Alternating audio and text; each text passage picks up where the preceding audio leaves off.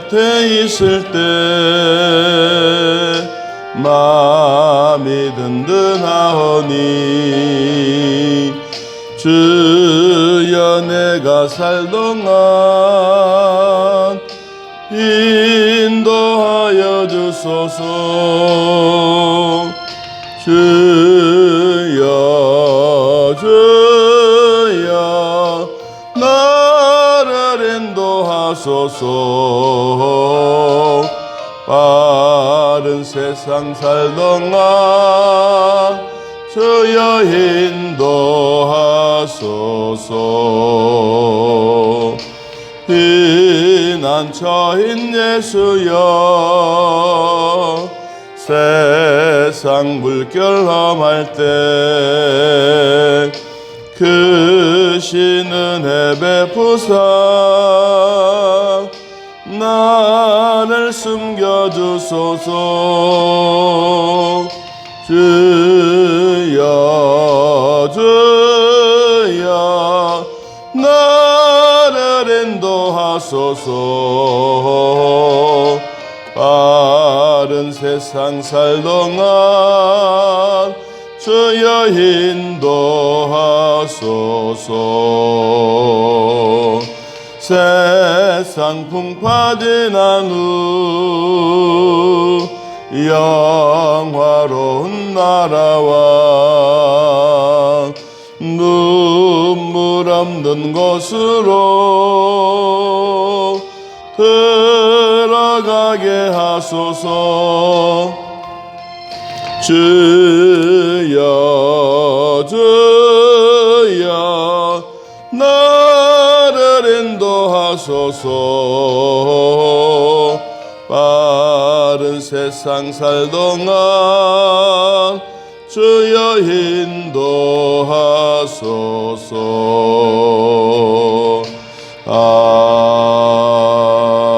아멘. 1절에서 6절까지 보겠습니다. 창세기 11장 1절에서 6절. 우리 찾으신 줄 알고 하나님 말씀 함께 읽습니다.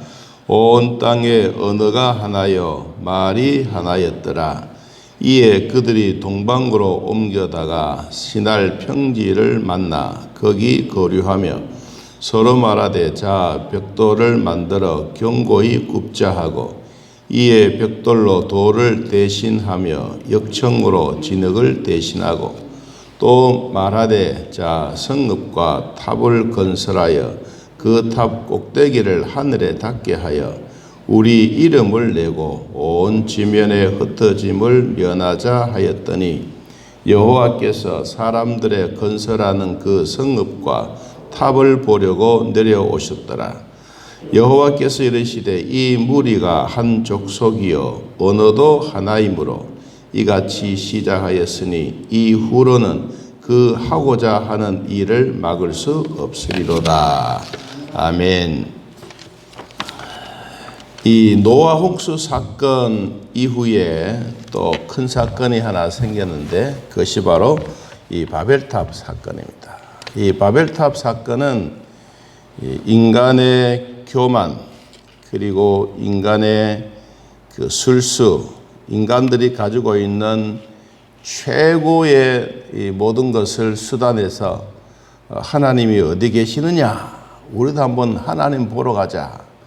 아무리 하나님을 만나려고 해도 정해 주셨던 사람 이외에는 만나주지 않으니까 모든 사람들이 하나님을 만나러 가자라고 이야기를 합니다. 요사이는 이 돈이 있으면 우주 여행을 하고 있지 않습니까? 참 우주 여행은 좋은 것입니다. 저도 꿈을 꾸었는데 이제는 꿈을 포기했습니다. 왜냐하면 이 사람이 수술을 하거나 이렇게 뭐 하면 이 우리 몸에 이렇게 칼 자국이 있으면 이게 이제 공중에 올라가면 우리 몸이 폭발해요. 원래 하나님 우리 인간들에게 가죽 옷을 지어 주셨을 때 다 정밀하게 진짜 어떤 흠도 티도 없이 그대로 만들어서 그대로 사용되어지게 되면 우리 몸이 뭐 3만 피트 올라가든 어디로 올라가든 괜찮아요. 근데 이제 우리 몸이 한 군데나 찢어지고 나면 이게 이제 아무리 인간이 잘 꾸며놔도 나중 되면 터지는 거예요. 그래서 저도 이 다리 장경이 수술하고 난 이후에 아이고 이제는 우주여행 포기하자. 그래 포기하고 삽니다. 이 하나님이 우리 인간들에게 최고 요사이도 인간이 가지고 있는 기술이 얼마나 좋았으면 뭐 달만 아니잖아요. 뭐 저 멀리까지 가서 사람이 살 수 있는가, 지구촌에 뭐가 있는가, 산소가 있는가, 물이 있는가 이런 것을 살펴보고 다시 돌아와서 또 검사하고 막 그러죠. 여러분 우리나라도 이 세계적으로 보면 7번째 이 우주 공간을 쏘아 올린 거예요. 그것을 보면 북한이 핵무기 가지고 이 미국을 본토를 공격하느니 그래도 우리나라 기술도 절대로 무시할 수 없어요. 여러분 우리나라는 조그만 나라이지만 하나님이 우리에게 주셨던 지혜는 최고의 좋은 IQ를 주셨어요. 이 지구상에 세 단위가 넘어가는 인간은 없어요. 한국인밖에 뿐이라. 그런데 이 유대인들은 97이 IQ면 우리 대한민국은 105예요. 그러면 우리나라의 사람들이 살고 있는 우리들에게는 지하 자원은 없어도 하나님이 우리에게 주셨던 인간의 복은 너무너무 큰 거예요. 그러니까 나라는 조금만 해도 그래도 세계적으로 제패해가는 것이 점점 많아집니다. 앞으로 2040년이 되면 우리나라는 세계 4대의 강국이 될 것입니다. 미국과 독일과 터키와 그리고 한국. 우리들에게 주어진 이 기술적인 것, 인간이 살아가는 방법 이런 것 보면 하나님이 우리에게 주셨던 축복은 너무너무 큰 거예요. 오늘 이 바벨탑 사건도 노아 홍수 사건 이후에 최고의 사건. 이것이 바로 심판의 사건이에요. 노아 홍수도 8식구만 살아가지고 노아의 가족들 족보를 우리가 이제 쭉 살펴보고 있는데 이 셋 가족 식구들로 말미암아 그리고 번성의 복이 계속해서 이루어지다가 너무너무 많아졌어. 그러니까 오늘 어디로 갔느냐 하니까 2절 말씀해 보니까 이에 그들이 동방으로 옮겨가다가 시날이라고 하는 평지를 만나 거기에 거류하더라.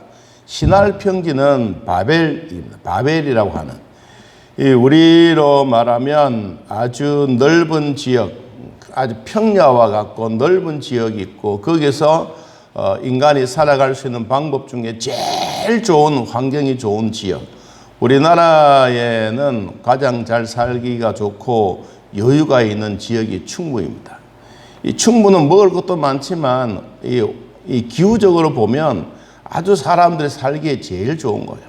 이 바벨이라고 하는 시날강 평야 여기도 사람들이 살아갈 수 있는 조건 중에 제일 좋은 조건. 그때 그 당시로 말하면.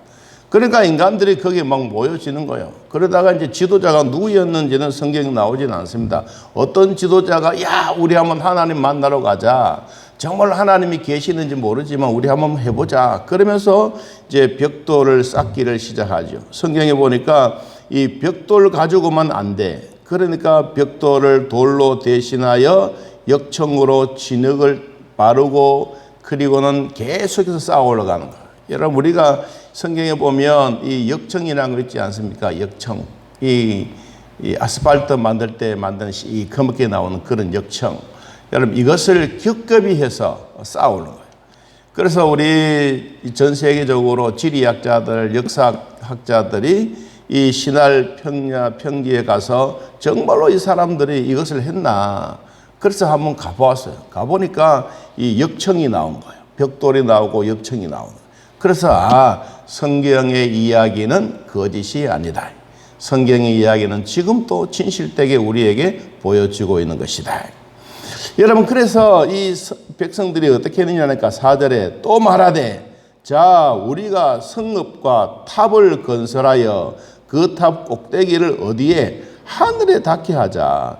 왜 하늘에 닿게 하는 겁니까? 하나님이 하늘에 계시니까 우리 가서 모두가 한번 악수도 한번 해보고 하나님의 얼굴도 한번 만나보자.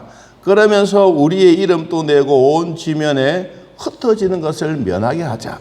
우리가 여기서 사는 게 참 좋은 곳인데 이 바벨탑 사건을 통해서 하나님은 뭘 주셨느냐 하면 이 노아 홍수 사건은 전 세계를 썰어버렸잖아요. 다 죽여버렸잖아요. 그리고 노아의 8가족만 살고 그리고 정결한 짐승 7 그리고 부정한 짐승 2씩만 다 살려주시고 난 다음에 이제 노아가 이 방주에서 나와서 하나님 앞에 예물 드리고 제사 닦고 예배하고 감사하고 또 사계절을 주시고 풍성한 것을 주시고 난 다음에 이들에게 주어진 것이 이제 바벨탑 사건의 인구가 너무 많은 거예요. 중요한 것은 하나님은 이 120년 동안 노아를 방주를 만들게도 했지만 하나님이 한번 말씀하셨을 때 내가 한번 심판하겠다 그러면 그 세월이 어마어마한 세월 동안 하나님이 주신 거예요. 우리로 말하면 회개의 시간을 주신 거예요. 이 회개의 시간을 주셨는데 심판은 아주 순간적이에요. 120년 동안 준비했던 이 노아 방주 속에 들어간 노아의 가족들 이외에 다른 사람들은 40주야를 통해서 비가 하늘에서 막 쏟아붓고 땅에서 올라오고 그러니까 막 40일이 지나니까 이 노아의 방주가 둥둥 뜨게 되는 가장 높았던 그 산 위에 물까지 다 차게 되는 여러분 이 하나님의 심판은 정말로 놀라운 겁니다.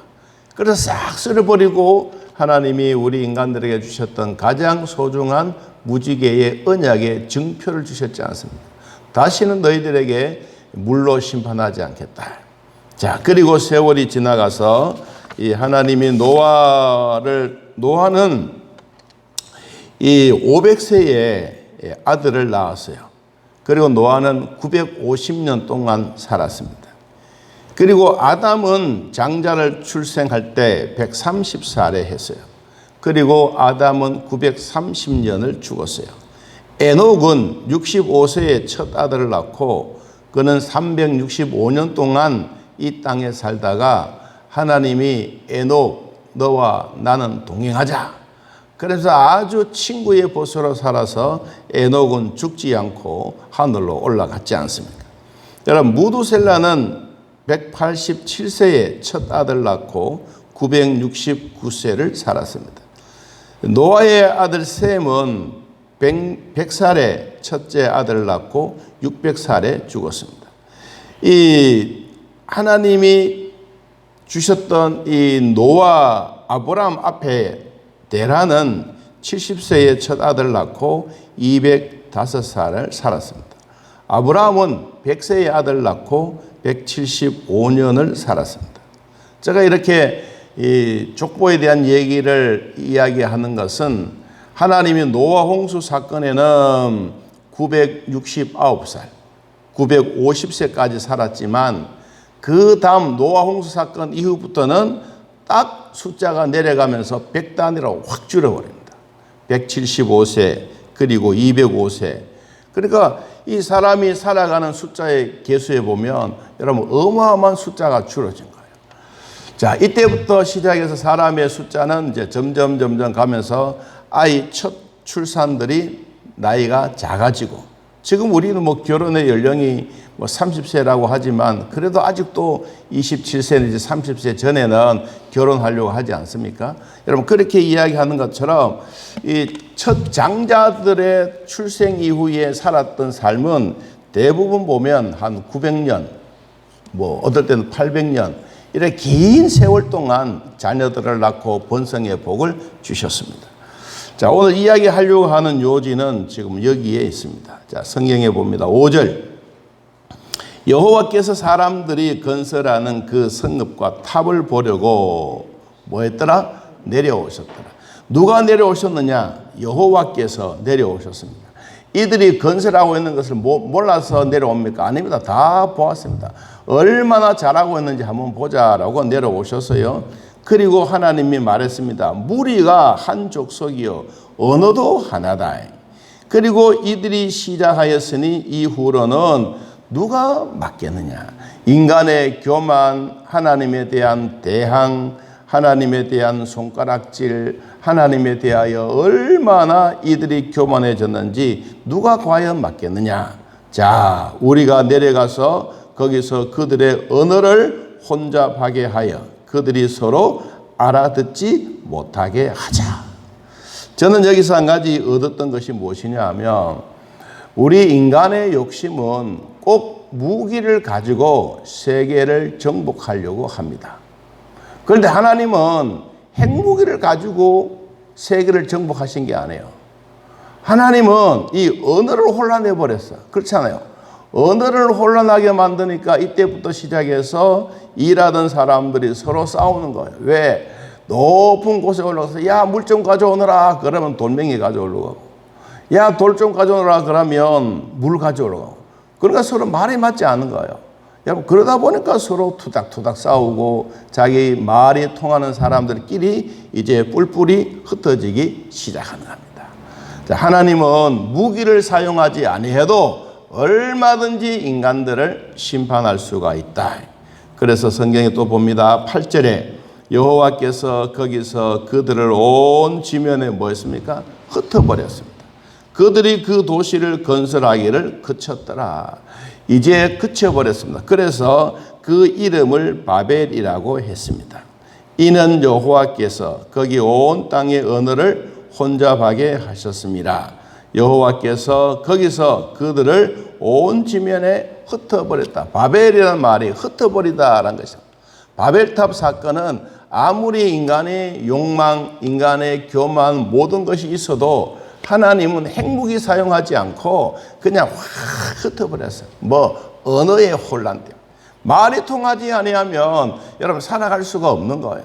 자, 그러면 하나님은 이와 같이 언어를 원래는 몇 개로 만들었다 그랬죠? 11장 1절에 온 땅의 언어가 하나요 말이 하나였더라.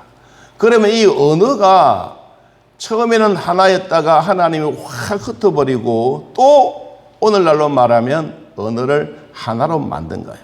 지금 우리나라는 유엔에 가입이 268개국입니다. 그 가운데 언어가 한 5,000개가 됩니다.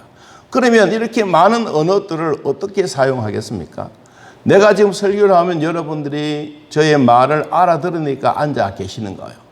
그런데 내 말이 막 방언을 하고 다른 얘기하면 처음에는 뭐 얼굴 보고 뭐 인정 보고 좀 계시다가 나중에 뭐 한 사람, 두 사람 빠져나가면서 말도 안 통하는데 뭐 내가 거기 가면 뭐해? 그러면서 다 빠져나가는 거예요. 여러분, 하나님은 온 인류 가운데 우리에게 유엔이라고 하는 이 큰 기구를 만들었지 않습니까? 이 유엔 기구 안에 동시 통역을 합니다. 우리나라 대통령도 외국에 가면 서로 말이 통하지 않으니까 반드시 거기서 동시 통역을 하는데 동시 통역은 누가 제일 많이 하느냐? 선교사들이 제일 많이 하는 거예요. 옛날에 그 아프리카에서 온 그 가봉이라고 하는 흑인 대통령이 있었어요. 흑인 대통령은 35년 동안 그 지역을 장악하고 이 아프리카에서 큰 정말로 좋은 지도자로 평이 났습니다. 그러니까 주변에 있는 나라들이 어떻게 하면 저렇게 잘 살 수가 있을까? 그래서 우리나라의 이 가봉 대통령을 초대를 했어요. 그러니까 대화가 통하지 않을 수 있잖아요. 그러나 제일 먼저 찾은 사람이 누구냐? 그 지역에 가 있는 선교사를 찾았어. 우리나라의 대통령, 외국에 있는 대통령이 우리나라에 들어오고 언어가 뭐 영어권이나 이런 것이 아니면 반드시 선교사들이 동행해 옵니다. 선교사들은 그 나라의 언어가 제일 잘 통하고 또 모든 문제들이 확실하니까. 그래서 가봉에 있을 때 우리나라의 선교사가 한국에 왔어요. 그래서 이 통역을 잘해서 그때 3박 4일 동안 대대적인 역사를 했습니다. 제가 이야기하려고 하는 것은 이 유엔이라고 하는 기구 안에도 이 언어가 통해야 되지 않습니까? 그래서 지금 동시 통역을 하고 있는 언어들이 몇 개 나라가 아닙니다. 첫째는 스페인, 두 번째는 중국, 세 번째는 인도, 네 번째는 영어, 그리고 독일어. 5개 나라. 그리고 이제 각각 나라의 대사나 이제 이런 분들이 가서 앉아서 동시 통역하시는 분들이 계셔요. 자, 그러면 여러분 세계의 언어가 하나였다가 다 5,000개 이상이 흩어졌는데 이걸 또 하나로 뭉쳤던 때가 있어요. 우리 성경에 보면 오늘 그 얘기를 하고 마치려고 합니다. 자, 사도행전 2장을 한번 찾아보겠습니다. 사도행전 2장에 보면 하나님이 이 언어를 혼란하게 했다가 다시 언어를 하나 되게 만들어 주셨습니다. 사도행전 2장 5절 말씀 보겠습니다. 자, 5절 한번 읽어봅니다. 그때에 경건한 유대인들이 천하 각국으로부터 와서 예루살렘에 머물러 있더니, 이때가 언제냐 하니까 오순절날 성령이 임하는 그날이에요.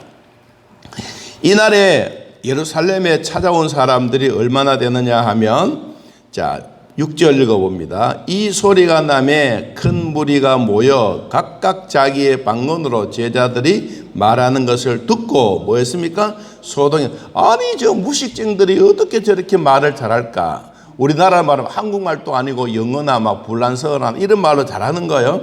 그래서 7절에 다 놀라 신기하게 여기르되 보라, 이 말하는 사람들이 다 갈릴리 사람이 아니냐? 우리가 우리 각 사람이 난 곳 방언으로 듣게 하는 것이 어찌 됨이냐? 자, 저 사람들이 지금 여기 말하면 헬라어로 막 하는 거예요. 헬라어로 열심히 하는데, 지금 찾아온 사람들이 어디냐 하니까 바데인, 메데인, 알라민, 메소포타미아인, 유대, 갑바도기아, 본도, 아시아 16개 나라에 왔는데 이 사람들이 다 자기들의 말로 다 듣는 거예요. 여러분, 그러니까 신기하지 않습니까? 그렇다고 해서 뭐 동시통역을 하는 것도 아니고, 하나님은 우리 인간들의 귀에 몰려주느냐 동시통역을 다 듣도록 만드신 거예요. 성경에 나오는 이 베드로가 하나님의 말씀을 전했을 때 주변에 있는 사람들이 너무 신기하다. 어떻게 저렇게 한 사람이 말하고 있는데 각 나라에 있는 사람들이 다 동시에 들을 수가 있을까? 그래서 여러분 11절에 보니까 그레데인과 아라비아인들이라 우리가 다 우리의 각 언어로, 그 다음 뭐라 그랬죠? 하나님의 큰 일을 말함을 듣는도다 하고 다 놀라며 당황하여 서로 이르되 이 어찌된 일이냐 하며, 또 어떤 이들은 조롱하여 이르되 그들은 세술에 취하였다. 세술에 취했다. 술 취해서 그들 말하는 것이지 이건 옳지 않다. 막 이런 얘기하는 거예요. 자, 정리하면 사도행전 이 창세기 11장에는 언어가 하나였다. 그럼 노아 홍수 사건 가운데도 언어는 하나였고, 그리고 바벨탑 사건에 인구들이 너무 많으니까, 사람들이 많으면 여러분 선한 일을 많이 행하는 것보다 악한 일이 더 많아. 그러니까 이 하나님 없는 인본주의는 자동적으로 패망하게 되는 거예요. 여러분, 우리도 이 땅에 살아가지만 하나님 없이 살면 우리도 패망의 길로 갈 수밖에 없어요. 그런데 하나님이 이들이 인간의 교만한 마음이 뭐였습니까? 야, 우리도 한번 하나님 만나러 가자. 우리도 우주 공간에 가서 하나님이 어디 계시냐 만나러 가자. 그러더니 하나님이 싹 언어를 혼란하게 해버렸어요. 그러니까 각각 말이 통하는 사람들끼리 유럽으로, 아프리카로, 아시아로 다 흩어지기 시작한 거예요. 자, 흩어지고 난 다음에 다시 하나님이 하나로 모았는데, 사도행전 2장의 오순절날 성령이 우리에게 임하시면서 베드로가 설교하고 예루살렘에 모여있는 수많은 16개 나라에 있는 사람들이 헬라어로 다 동시에 똑같이 자기 나라 언어로 듣게 된 겁니다. 자, 하나님은 언어를 혼란하게도 하셨지만 언어를 다시 하나 되게도 하신 거예요. 하나님은 행복인을 사용하지 아니하고 인간이 가지고 있는 머릿속에 조금만 변경시켜버리면 우리 인간은 살아갈 수가 없어요. 그런 것처럼 오늘도 우리는 하나님이 주셨던 이런 언어에 대한 고마움, 말이 통한다는 것, 감사, 우리가 하나님의 말씀을 읽을 수 있고 들을 수 있고 지킬 수 있는 것, 이거 감사. 주변에는 수많은 사람들이 말을 해도 내 말이 상대방에게 들려지고 이해가 되어지면 그보다 더 좋은 일이 어디 있어요. 그러므로 오늘 또 좋은 하루 되시고, 여러분 언어 조심하고 악한 일보다는 선한 일을 하면서 하나님의 뜻을 이루어가는 좋은 하루가 되기를 예수님의 이름으로 축복합니다. 하나님 아버지, 오늘도 우리들을 도우시고 믿음의 사람으로 세워주시니 감사합니다. 언어는 원래 하나였지만 인간의 교만과 하나님을 대항하는 마음이 있으므로 하나님은 이들을 다 흩어버리시고 다시 하나로 성령 충만 오순절날 언어가 하나 되게 하셔서 베드로가 설교하며 헬라어로 말해도 주변에 있는 나라들 16개 나라들이 동시로 통역하면 다 들을 수 있는 기회로 주신 것처럼 오늘날 우리들에게도 좋은 환경 속에 살아가지만 하나님 없이 절대로 살아갈 수가 없습니다.